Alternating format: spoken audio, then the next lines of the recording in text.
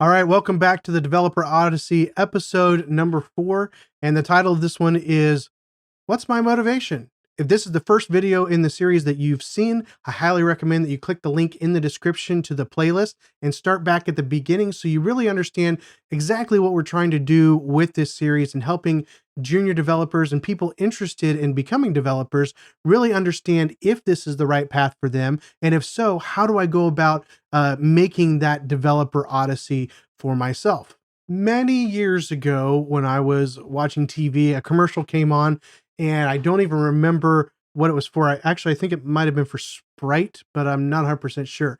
But I remember there was this phrase in the commercial where they had different actors and they were supposed to be shooting a commercial. So it's a commercial about a commercial. But they were doing these this commercial and the one guy he just kept messing up his role and they were all complaining back and forth with the director. And there's one line and the guy says, excuse me, what's my motivation? Excuse me. What's my motivation?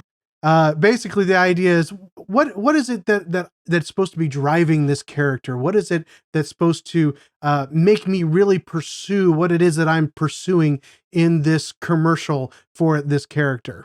I think that's a very valid question for developers as well. In fact, I think every developer, whether you are just looking to get into development, whether you're a junior developer, mid-level developer, senior developer, lead developer, no matter where you are in that development path, that journey, that odyssey, no matter where you are along that path, you need to ask yourself, what is it that's motivating me to keep moving forward? Because just like anything in life, the longer we do it, the more time we put into something, the greater the possibility that we lose interest in it, the greater the possibility that we don't like it anymore, the greater the possibility that the things that we originally were motivated by either are not possible or we've already achieved them and we don't really have anywhere to turn from there.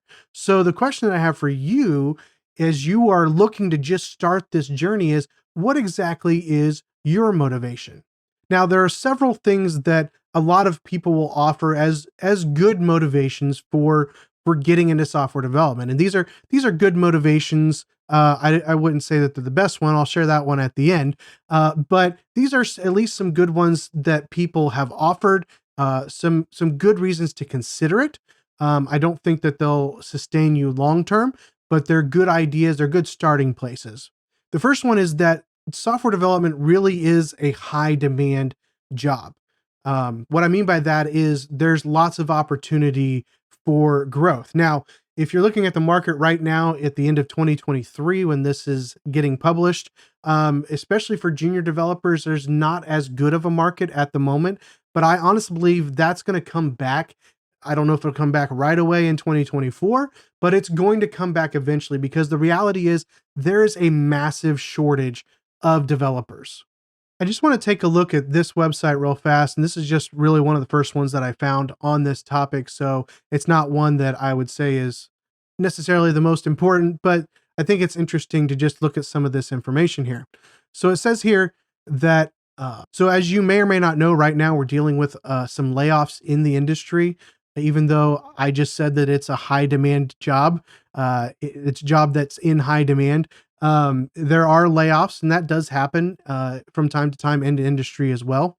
So even amidst recent layoffs, recruiting developers with the right skills remains a top challenge for 2023.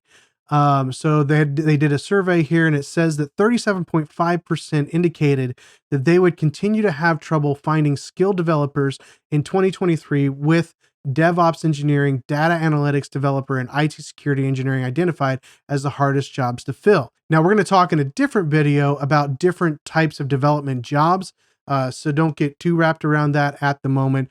But it's interesting that that's a high percentage. Over a third of those who responded said they're having trouble finding people to fill those roles. This is an interesting quote here. It says, the industry continues to face a struggle in filling skilled software development positions as we race to digitize the business world. Organizations are turning to new solutions like low-code, no-code tools that require little to no upfront hand coding to address insufficient skills. solve problems, and save money. Now, what's interesting about that quote is that you're starting to see businesses turn to lesser things because there's not enough developers out there that have the skills that they need to be able to do what they need them to do.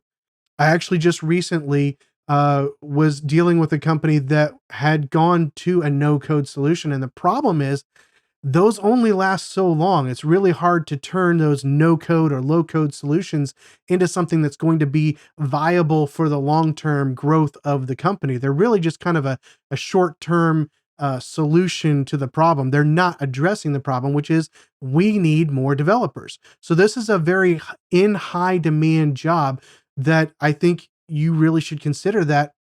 So this is a high demand job. This is something that people are looking for more people to be involved in. So that's a good reason to consider becoming a software developer. The next reason, and probably the most popular reason, is that it pays really, really well, especially as you get better and better, as you get more years of experience, you will definitely get a much better paying job than most other industries. Now, of course, if you're like a doctor or a lawyer or something like that, they're probably going to make more money, but it also depends on where you live, because I know of some software developers that make lawyer style money or doctor style money. So this is a graph from the usnews.com, and it's just interesting. It says, how much does a software developer make?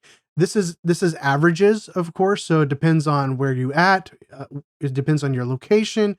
It depends on your experience and things like that. But the median is about $120,000 a year. I think for most people, that's quite a bit. I would be interested. I know we have a lot of people who watch these videos from outside the United States. This is a United States statistic, of course. So I'd be interested in hearing what are the numbers for maybe where you are living. So location definitely makes a difference here. But getting a high paying job is certainly something that you can do in this industry. It's an in demand, high demand industry, and it's a high paying industry once you get into it. Another good reason would be flexibility. You may be looking for the opportunity to work from home. A lot of developers work from home. Even today, when people are trying to get them back in to the office, there's still a lot more people doing development work from home. You can do it part-time a lot of times. If you have another job, you can maybe get into it part-time through different projects and things like that. And being able to work from home means you're not spending time on the road traveling.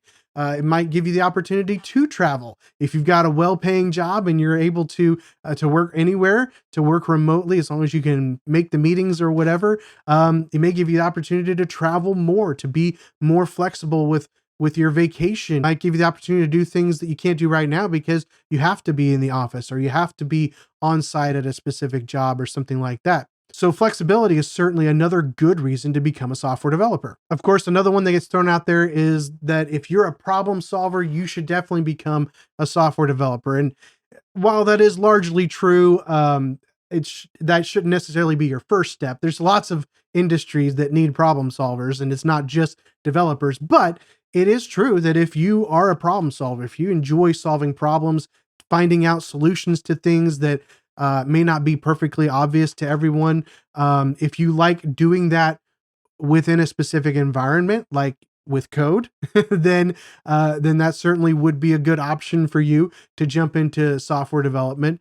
So yeah, if you're a problem solver, that's a good reason to get into the software development world.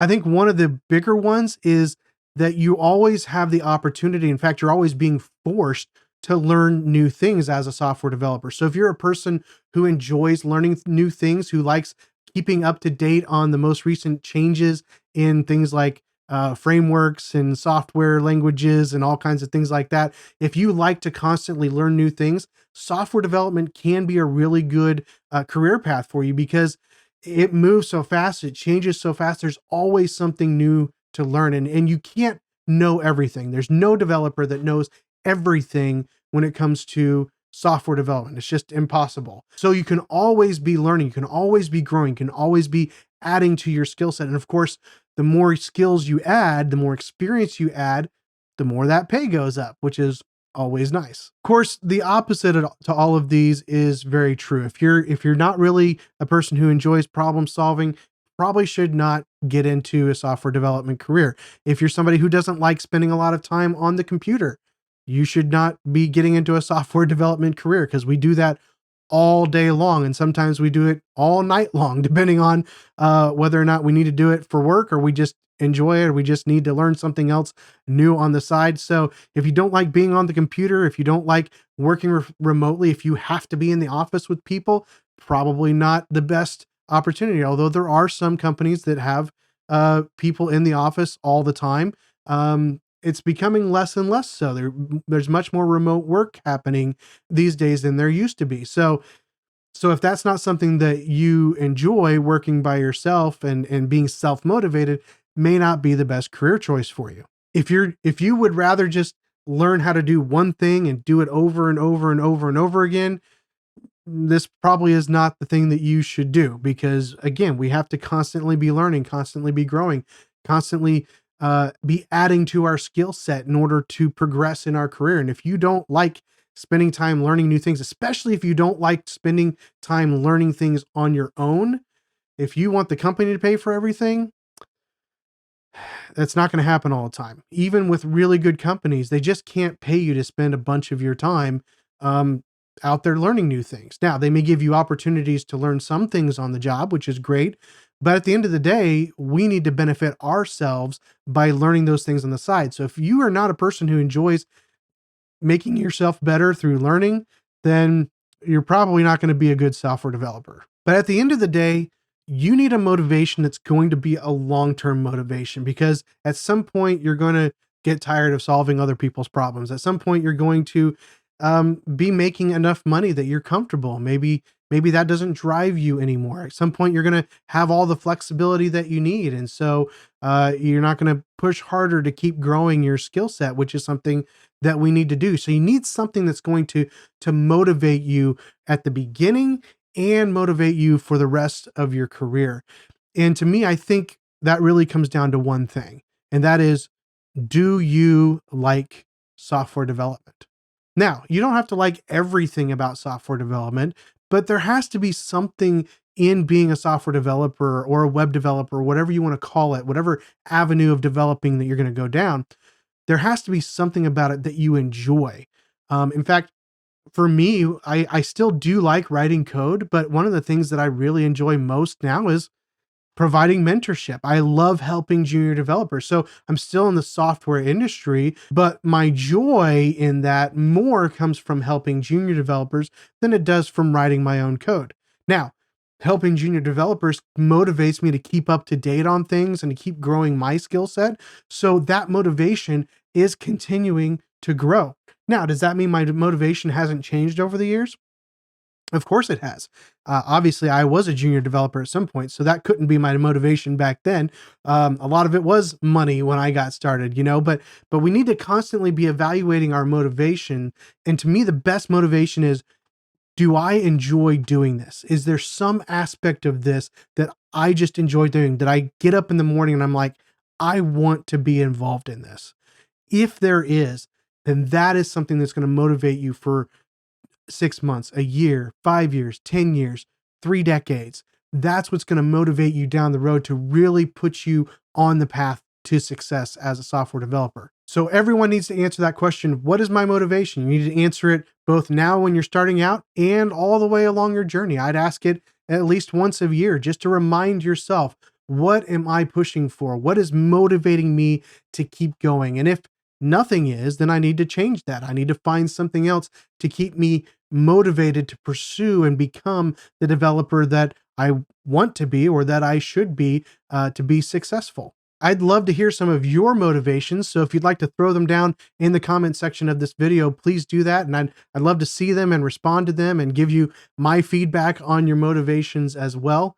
Of course, if you're finding this information helpful, I'd really appreciate it if you would click the like button. That helps YouTube know, hey, people are finding this helpful, and they'll help push it out to more developers who are just getting started, who are junior developers, or maybe just interested in maybe becoming developers, and help get that out to more people so that we can help them on their journey. We can help them design their own developer odyssey. Of course, if you're not subscribed, please hit the subscribe button so you're notified the next time we post another video, whether it's a one-off video or it's one of the videos in this series, you'll be notified every time that we post it. I hope you're enjoying this series and looking forward to the next video, just like I'm looking forward to recording it. And I'll see you then.